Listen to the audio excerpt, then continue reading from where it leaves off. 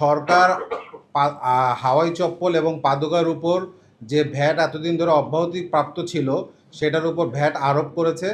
আমাদের এই সংবাদ সম্মেলনের মাধ্যমে সরকারের কাছে আবেদন, এই যে ভ্যাট যে আরোপ করা হয়েছে এটা যেন তুলে নেওয়া হয় এবং যেন ভ্যাট অব্যাহতি যেন পুনর্বহাল করা হয়। আমাদের যে হাওয়াই চপ্পল এবং পাদুকা এটার মেইনলি ব্যবহারকারী কারা, প্রধানত ব্যবহারকারী কারা আমাদের বাংলাদেশে এটা প্রধানত ব্যবহারকারী হচ্ছে যারা রিক্সা চালক, যারা হচ্ছে শ্রমিক, যারা হচ্ছে দিনমজুর, যারা হচ্ছে কৃষক, একদম প্রান্তিক জনগোষ্ঠীর মানুষজন হচ্ছে আমাদের এই হাওয়াই চপ্পল এবং পাদুকার হচ্ছে ব্যবহারকারী।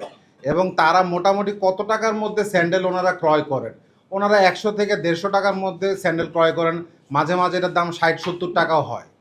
তো 2016 সাল থেকে 2025 সালের জানুয়ারি মাসে 8 তারিখ পর্যন্ত এই 150 টাকা পর্যন্ত হাওয়াই চপ্পল এবং পাদুকার উপর আমদানি এবং উৎপাদন পর্যায়ে কিন্তু ভ্যাট অব্যাহতি ছিল। অন্তর্বর্তীকালীন সরকার অনেকটা হুইমজিক্যালি জানুয়ারি মাসের 9 তারিখ 2025 9/1/2025-এ এই যে আমাদের যে ভ্যাট অব্যাহতি সুবিধাটা ছিল সেটা হচ্ছে প্রত্যাহার করে নেয় এবং তারপর থেকে ভ্যাট আসলে ইম্পোজ করা হয়। এবং এর ফলে যেটা হয়েছে, প্রান্তিক জনগোষ্ঠীর উপর কিন্তু এটার উপর ভ্যাটের একটা চাপ পড়ে গেছে এবং চাপের ফলে কিন্তু তাদের এখন ক্রয় সীমার বাইরে কিন্তু এই পণ্যটা চলে যাচ্ছে এবং তারা কিন্তু এখন আগের মতো ঠিকমতো ক্রয় করতে পারছেন না। আমরা যে পণ্যটা উৎপাদন করি, এই যে পাদুকা সমিতি, বাংলাদেশ পাদুকা প্রস্তুতকারক সমিতির আওতাধীন যতগুলো মালিক সমিতি আছে বা মালিকগণ আছে, ওনারা যে পাদুকা প্রস্তুত করেন, এই পাদুকার অন্যতম র মেটেরিয়াল হচ্ছে যে প্লাস্টিকের পণ্য এবং হচ্ছে দানা, এই যেগুলো হচ্ছে রাস্তাঘাটে পাওয়া যায়। টোকাই শ্রেণীর লোকজন, গরিব শ্রেণীর লোকজন এগুলো রাস্তা থেকে সংগ্রহ করেন, যেহেতু এগুলো হচ্ছে অপচনশীল। রাস্তা থেকে এগুলো সংগ্রহ করে এই মালিকদেরকে দেন, এই ফ্যাক্টরি মালিকদেরকে দেন। ফ্যাক্টরি মালিকরা এটাকে পরে রিসাইকেল করে পাদুকা এবং হাওয়াই চপ্পল তারা উৎপাদন করে। এই যে ভ্যাটটা ইম্পোজ করা হলো, যে ভ্যাট যে আরোপ করা হলো, এর ফলে দেশের কি পরিমাণে ক্ষতি হলো আমরা যেটা একটু আগে বলেছি। 9/1/2025 তারিখ থেকে ভ্যাট আরোপ করা হয়েছে। এর আগের অবস্থাটা কি ছিল? 2022-23 অর্থ বছরে আমাদের টোটাল আমদানি মূল্য ছিল হচ্ছে 24,39,24,534 টাকা।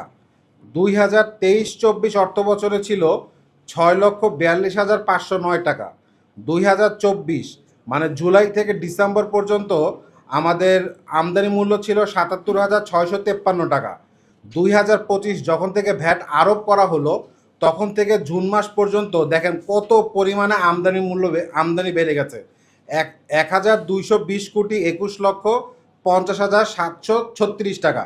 এবং 2025-26 এই পর্যন্ত আমাদের আমদানি মূল্য হচ্ছে 11,71,33,45,581 টাকা। তার মানে ভ্যাট ইম্পোজ করার ফলে যেটা হয়েছে, এর ফলে কি আমাদের দেশীয় প্রচুর মুদ্রা বাইরে চলে যাচ্ছে।